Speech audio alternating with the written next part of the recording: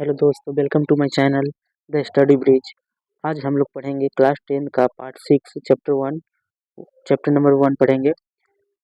इसमें पिछले क्लास में मैंने बताया था रासायनिक समीकरण की क्या क्या सीमाएं होती है और रासायनिक समीकरण को कैसे उपयुक्त बनाया जा सकता है। आज के टॉपिक में हम लोग पढ़ेंगे रासायनिक अभिक्रिया के प्रकार। इसमें रासायनिक अभिक्रिया के बहुत सारे प्रकार होते हैं, उसके बारे में आज हम लोग पढ़ेंगे। तो देखते हैं कितने प्रकार के रासायनिक अभिक्रिया होते हैं। तो देखते हैं, पहला इसमें है एक टॉपिक बना लेते हैं हम लोग, रासायनिक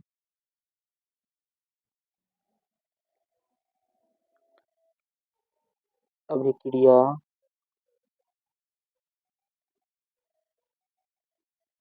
रासायनिक अभिक्रिया के प्रकार।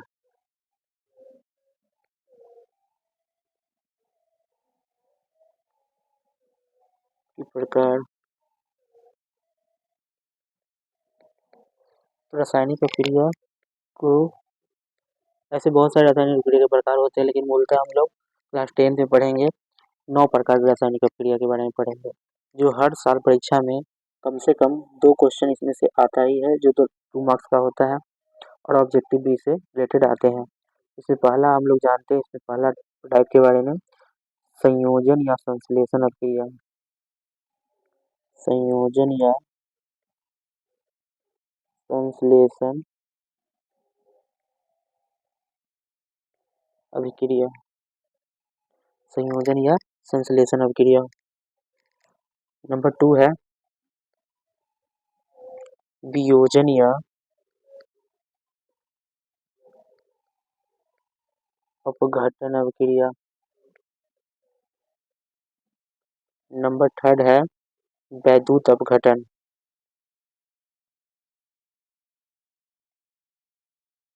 नंबर 4 है एकल विस्थापन विस्थापन इसका एक और नाम है जिसको प्रतिस्थापन बोलते हैं या प्रतिस्थापन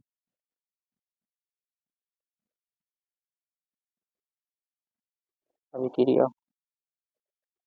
5वां है उभय विस्थापन अभिक्रिया। उभय विस्थापन अभिक्रिया। नंबर 6 है विक्षेपण अभिक्रिया। अवक्षेपन अभिक्रिया। नंबर 7वां है प्रकाश रासायनिक अभिक्रिया। एक छूट गया, उदासीनीकरण अभिक्रिया। 7वां है उदासीनीकरण अभिक्रिया। उदासीनीकरण अभिक्रिया। और 8वां है प्रकाश रासायनिक अभिक्रिया।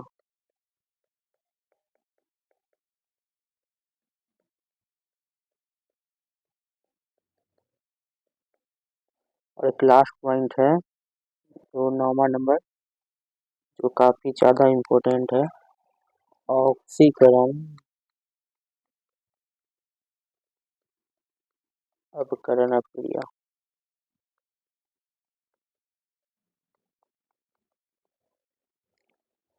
तो कुल टोटल मिला के हम लोग 9 तरह के रासायनिक अभिक्रिया के बारे में आज हम लोग पढ़ेंगे। इसमें हम पहला स्टार्ट कर रहे हैं, इसका नाम है, पहला था हमारे पास कौन सा, संयोजन या संश्लेषण अभिक्रिया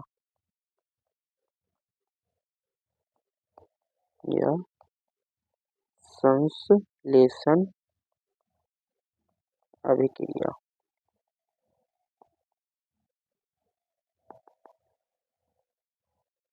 तो इसके बारे में हम लोग पढ़ेंगे कि संयोजन या संश्लेषण अभिक्रिया क्या होता है। इसके डेफिनेशन लिखना है तो इस प्रकार लिखेंगे, वे रासायनिक अभिक्रिया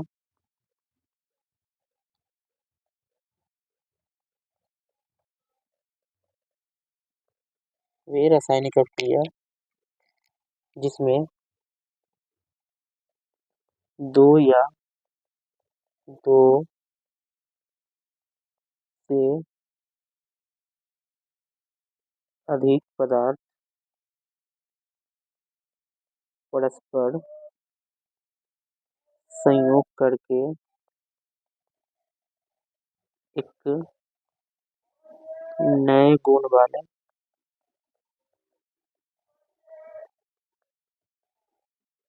पदार्थ का निर्माण करते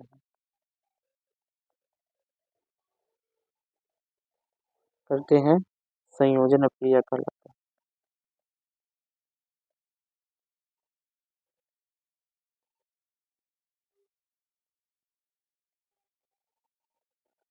कहने का मतलब ये है हमारा, ये वे रासायनिक क्रिया जिसमें दो या दो से अधिक, मतलब कोई हमारे पास दो पदार्थ, मान लीजिए एग्जाम्पल में हम देखते हैं ये पदार्थ है, कोई बी पदार्थ है, ये दोनों मिलके कोई एक ही पदार्थ बना है, कोई एक पदार्थ बनाएगा। जब दो पदार्थ आपस में मिलेंगे या दो से अधिक पदार्थ और कोई एक ही पदार्थ बनाएंगे तो उसको हम संयोजन क्रिया बोलेंगे। फिर नाम से ही दिख रहा है संयोग करना, मतलब दो चीज संयोग करके एक तो बनाएगा। जैसे इसका एग्जाम्पल हो सकता है H2 + Cl2 और बनेगा क्या, 2HCl। तो यहाँ पे देखिए दो पदार्थ हम को जब रासायनिक क्रिया दो पदार्थ की, हाइड्रोजन गैस और क्लोरीन गैस, तो हाइड्रोक्लोरिक अम्ल प्राप्त हुआ है। क्या प्राप्त हुआ है, हाइड्रोक्लोरिक अम्ल प्राप्त हुआ है।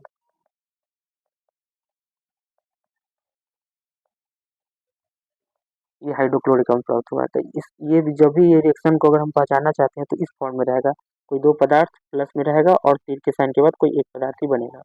मतलब इसमें प्रतिफल हमेशा एक ही रहेंगे। अभिकारक दो या दो से अधिक हो सकता है लेकिन प्रतिफल हमेशा एक ही रहेगा, तो इसको बोलेंगे संयोजन क्रिया। क्या बोलेंगे, संयोजन क्रिया, जो परीक्षा में काफी बार पूछा गया है। और नंबर 2 देखते हैं। नंबर 2 जिसका नाम है वियोजन या अपघटन क्रिया। नंबर 2 है वियोजन या अपघटन क्रिया। वियोजन या अपघटन क्रिया, देखिए इसमें क्या है, वियोजन, उसमें संयोजन था, इसमें वियोजन, मतलब उसका जस्ट अपोजिट होगा। तो इसका डेफिनेशन क्या होगा, इसका होगा वे रासायनिक अभिक्रिया जिसमें कोई बड़ा यौगिक, मतलब कंपाउंड, कोई बड़ा यौगिक टूटकर दो या दो से अधिक सरल यौगिक बनाते हैं। वियोजन या अपघटन क्रिया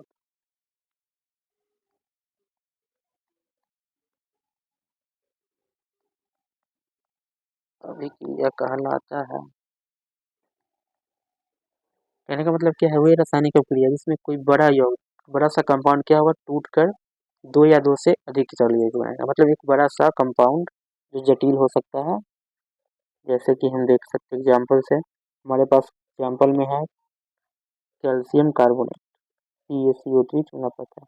जब इसको हम हीट करेंगे तो ये टूट जाता है, कैल्शियम ऑक्साइड और CO2 में टूट जाता है। इस प्रकार देखिए कोई बड़ा सा कंपाउंड था, ये दो छोटे छोटे कंपाउंडों में टूट गया, ये सरल यौगिकों में टूट गया। ये क्या था, जटिल यौगिक था। इसको, इसके फॉर्म को लिखने के लिए इस टाइप से हम पहचानने के लिए इस टाइप से लिख सकते हैं, कोई ए अब क्रिया कर रहा है और B+C बन रहा है, और इस फॉर्म में कोई रिएक्शन है तो क्या हो जाएगा, वही अपघटन क्रिया हो जाएगा। इसका एक और एग्जाम्पल है, जैसे देख सकते हैं KClO3, इसको अगर हम तोड़ते हैं तो टूटता है KCl+3O2, ऑक्सीजन गैस मुक्त हो रहा है। इस प्रकार देखिए ये भी कोई बड़ा सा कंपाउंड था हमारे पास जो छोटे छोटे दो कंपाउंडों में बट गया टूटकर। तो वियोजन मतलब होता है टूटना, और संयोजन मतलब होता है जुड़ना, जो पहला बताया मैंने संयोजन, और ये क्या हो गया, वियोजन। इस प्रकार मेरा दो रिएक्शन कंप्लीट हो गया है। और नंबर 3 की तरफ चलते हैं हम लोग, जिसका नाम है वैद्युत अपघटन क्रिया। नंबर 3 है वैद्युत अपघटन क्रिया।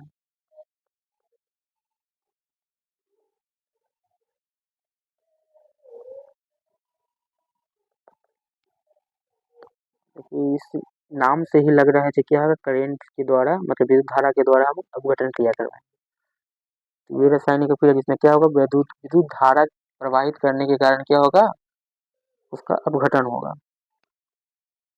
इसका डेफिनेशन है, ये कुछ ज़्यादा इम्पोर्टेंट है परीक्षा के दृष्टिकोण से। इसका डेफिनेशन लिखेंगे हम लोग, धातु के द्रवित ऑक्साइड एवं क्लोराइड से होकर विद्युत धारा प्रवाहित किया जाता है,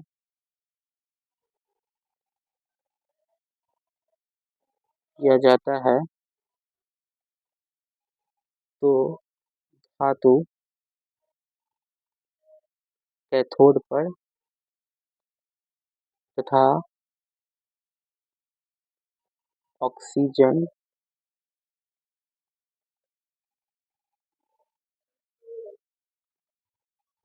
ऑक्सीजन या क्लोरीन गैस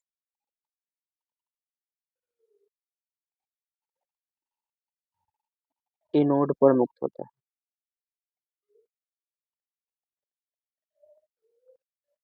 मुक्त होता है। तो ये अपघटन क्या, कौन सा अपघटन कराएगा, तो यह तो यह अपघटन क्रिया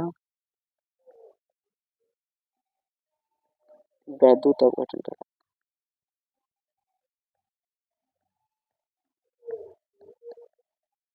कहलाता है। नॉर्मली इसका डेफिनेशन ऐसे भी लिख सकते हैं, जब अपघटन प्रक्रिया वैद्युत धारा के कारण उत्पन्न होती है तो उसको वैद्युत अपघटन कहते हैं। जैसे हम लोग एग्जाम्पल से समझते हैं, जैसे कि हमारे पास है NaCl, ये क्या हो गया, द्रवित है, द्रवित धातु के द्रवित ऑक्साइड या क्लोराइड, मतलब द्रवित मतलब क्या है, लिक्विड फॉर्म में होगा, एक्वास के रूप में भी हो सकता है।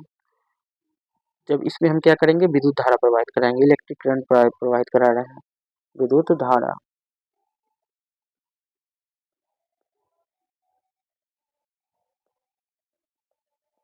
विद्युत धारा प्रवाहित करवाएंगे तो ये क्या होगा, टूट जाएगा, Na+ और Cl2- ये क्या होगा, टूट रहा है।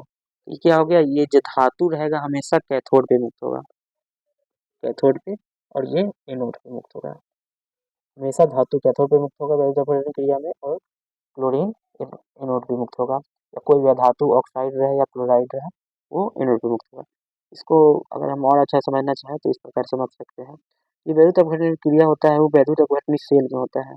इसमें होता है वैद्युत अपघटनी सेल में, जैसे कि कोई हमारे पास बर्तन हो गया, इस टाइप का वैद्युत अपघटनी सेल होगा, इसमें दो छड़ लगा देंगे हम लोग, एक कैथोड का, मान लीजिए हमारे पास दो छड़ है यहाँ पे, एक कैथोड, और इसको विद्युत परिपथ से हम जोड़ देते हैं दोनों को, ये कैथोड छड़ है और ये हमारे पास एनोड छड़। इसमें कैथोड होगा जिसमें माइनस चार्ज होगा और एनोड पे प्लस चार्ज होगा। जैसे ही अगर हम इसमें देखिए हमारे पास क्या है, NaCl का द्रव्य रूप है, NaCl है, जैसे इसमें NaCl को डालेंगे और हमारे पास लिक्विड फॉर्म में रहेगा, जल में भी नहीं कुछ भी, तो और करेंट प्रवाहित करेंगे तो ये NaCl में Na+ टूटेगा और Cl- के रूप में, बहुत सारे आयन के रूप में ये टूटेंगे, और प्लस है तो प्लस कहाँ पे जाएगा, माइनस के पास, माइनस हमारे पास क्या है, कैथोड, ये कहाँ चला जाएगा हमारे पास, कैथोड। इस प्रकार देखिए Na कहाँ गया, कैथोड पास, कैथोड पे कौन सा, माइनस, क्योंकि ये प्लस में है तो कहाँ, ये कहाँ पे जाएगा, माइनस, माइनस रट के पास चला जाएगा। इस प्रकार देख रहे हैं सोडियम जो धातु है कहाँ पे मुक्त हो रहा है, कैथोड पर, और क्लोरीन माइनस में होगा तो ये कहाँ मुक्त होगा, प्लस में, तो कहाँ पे, एनोड पे मुक्त होगा। इस प्रकार कोई भी धातु होता है कैथोड पे मुक्त होता है और क्लोरीन एनोड पे मुक्त होता है, और यह क्रिया होती है वैद्युत अपघटनी से, अपघटनी सेल होता है उसमें रिलेटरी इसको यूज किया जाता है। इस प्रकार ये हमारा ये विद्युत अपघटन अभिक्रिया कंप्लीट हो रखा है। अब अगला हम लोग पढ़ेंगे नंबर थर्ड है, जो नंबर थर्ड और फोर्थ एक दूसरे से रिलेटेड है। इसको मैं नेक्स्ट वीडियो में लाऊंगा क्योंकि ये वीडियो कुछ ज़्यादा लंबा हो जाएगा, इसलिए आज के लिए बस इतना ही। तो थैंक यू। अगर चैनल को सब्सक्राइब नहीं किए हैं तो कृपया करके कर दें और वीडियो को लाइक ज़रूर करके जाएँ।